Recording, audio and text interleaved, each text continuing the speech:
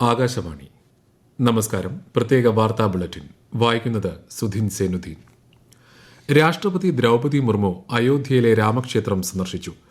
ഉത്തർപ്രദേശിലെ മഹാഋഷി വാൽമീകി അന്താരാഷ്ട്ര വിമാനത്താവളത്തിലെത്തിയ രാഷ്ട്രപതിയെ ഗവർണർ ആനന്ദിബെൻ പട്ടേൽ സ്വീകരിച്ചു. രാമക്ഷേത്ര നിർമ്മാണത്തിന് ശേഷം രാഷ്ട്രപതി നടത്തുന്ന ആദ്യ രാമജന്മഭൂമി സന്ദർശനമാണിത്. മൂന്നാംഘട്ട ലോക്സഭാ തെരഞ്ഞെടുപ്പിന് ഇനി ഒരാഴ്ച കൂടി. 10 സംസ്ഥാനങ്ങളിലെയും ഒരു കേന്ദ്രഭരണ പ്രദേശത്തിലെയും 93 സീറ്റുകളിൽ ഈ മാസം 7-നാണ് മൂന്നാംഘട്ട വോട്ടെടുപ്പ്. ഗുജറാത്തിലും ഗോവയിലും ഒറ്റഘട്ടമായി തിരഞ്ഞെടുപ്പ് പൂർത്തിയാവും. കർണാടകയിലെ ശേഷിക്കുന്ന 14 സീറ്റുകളിലും മൂന്നാം ഘട്ടത്തിലാണ് വോട്ടെടുപ്പ്.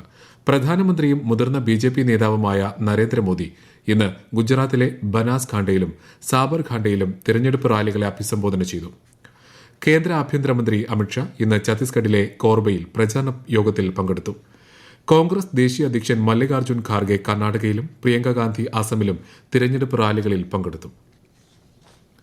പൊതു തിരഞ്ഞെടുപ്പിൽ ഉപയോഗിക്കുന്ന ഇലക്ട്രോണിക് വോട്ടിംഗ് യന്ത്രങ്ങളിൽ ചിഹ്നങ്ങൾ ഉൾപ്പെടുത്തുന്നതുമായി ബന്ധപ്പെട്ട് കേന്ദ്ര തിരഞ്ഞെടുപ്പ് കമ്മീഷൻ മാർഗനിർദ്ദേശങ്ങൾ പുറപ്പെടുവിച്ചു. EVM-ലെ വോട്ടും VVPAT സ്ലിപ്പുകളും 100% ഒത്തുനോക്കണമെന്നാവശ്യപ്പെട്ട് സമർപ്പിച്ച ഹർജികൾ കഴിഞ്ഞ മാസം 26-ന് പരിഗണിക്കവെയാണ് സുപ്രീംകോടതി ഇത് സംബന്ധിച്ച നിർദ്ദേശം തിരഞ്ഞെടുപ്പ് കമ്മീഷന് നൽകിയത്. മാർഗനിർദ്ദേശങ്ങൾ നടപ്പാക്കാനുള്ള അടിസ്ഥാന സൌകര്യമൊരുക്കാനും മുഖ്യ തിരഞ്ഞെടുപ്പ് ഉദ്യോഗസ്ഥർക്ക് കമ്മീഷൻ നിർദ്ദേശം നൽകി. 2025-ലെ പത്മ പുരസ്കാരങ്ങൾക്കുള്ള ഓൺലൈൻ നാമനിർദ്ദേശങ്ങളും ശുപാർശകളും ഇന്നു മുതൽ സമർപ്പിക്കാം. അവസാന തീയതി സെപ്റ്റംബർ 15-ആണ്. പത്മ നാമനിർദ്ദേശങ്ങൾ രാഷ്ട്രീയ പുരസ്കാർ പോർട്ടലിൽ ഓൺലൈനായി സ്വീകരിക്കും. സംസ്ഥാനത്ത് ഡ്രൈവിംഗ് ലൈസൻസ് ടെസ്റ്റ് പരിഷ്കരണം നാളെ മുതൽ. ഡ്രൈവിംഗ് സ്കൂൾ ഉടമകളുടെ പ്രതിഷേധത്തിനിടെയാണ് പരിഷ്കരണം.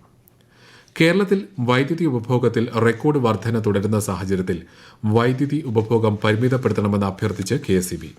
ലോഡ് ക്രമാതീതമായി കൂടിയാൽ 11 kV ഫീഡറുകളിൽ വൈദ്യുതി വിതരണം നിലയ്ക്കുമെന്നും കഴിഞ്ഞ ദിവസം സംസ്ഥാനത്ത് പലയിടത്തും വൈദ്യുതി മുടങ്ങാൻ ഇതാണ് കാരണമായതെന്നും KSEB അറിയിച്ചു. വൈദ്യുതി നിലയ്ക്കുന്നത് ഉദ്യോഗസ്ഥരുടെ അനാസ്ഥ കൊണ്ടല്ലെന്നും അധികൃതർ വ്യക്തമാക്കി. സംസ്ഥാനത്ത് വൈദ്യുതി നിയന്ത്രണം അനിവാര്യമെന്ന് KSEB ആവശ്യപ്പെട്ട പശ്ചാത്തലത്തിൽ ലോഡ് ഷെഡിംഗ് ഏർപ്പെടുത്തുന്നത് സംബന്ധിച്ച് മന്ത്രിതല യോഗം നാളെ ചേരും. രാജ്യത്ത് GST വരുമാനം ഏറ്റവും ഉയർന്ന നിരക്കിൽ. ഈ വർഷം ഏപ്രിലിൽ 2,10,000 കോടി രൂപയാണ് മൊത്ത GST വരുമാനം.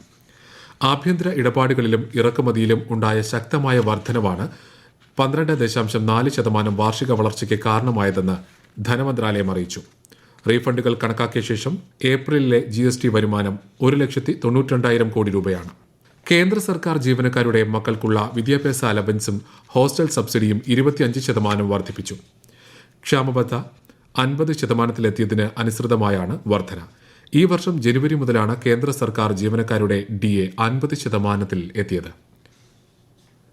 കേരളത്തിൽ ഉഷ്ണതരംഗ മുന്നറിയിപ്പ് തുടരുന്നു. പാലക്കാട്, തൃശൂർ, കോഴിക്കോട് ജില്ലകളിൽ കേന്ദ്ര കാലാവസ്ഥാ വകുപ്പ് മഞ്ഞ ജാഗ്രത നൽകി. പാലക്കാട് ജില്ലയിൽ അടുത്ത 4 ദിവസം കൂടി താപനില 40 ഡിഗ്രി സെൽഷ്യസ് വരെയും തൃശൂരിൽ 39 വരെയും കോഴിക്കോട് 38 ഡിഗ്രി സെൽഷ്യസ് വരെയും ഉയരാൻ സാധ്യതയുണ്ട്. പൊതുജനങ്ങൾ പകൽ 11 മുതൽ 3 മണിവരെ പുറത്തിറങ്ങുന്നത് പരമാവധി ഒഴിവാക്കണം.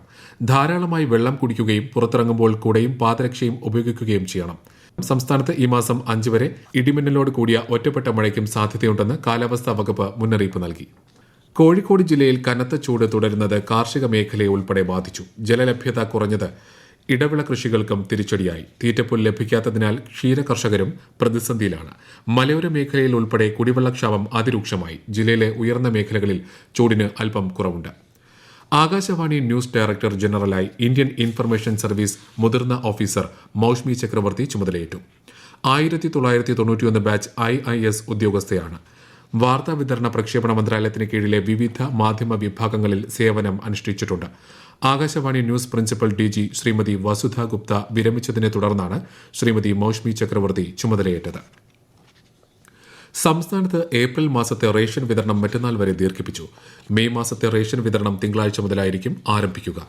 മെയ് 4-5 തീയതികളിൽ റേഷൻ കടകൾക്ക് അവധിയായിരിക്കുമെന്നും പൊതുവിതരണ ഉപഭോക്തൃകാര്യ കമ്മീഷണർ അറിയിച്ചു.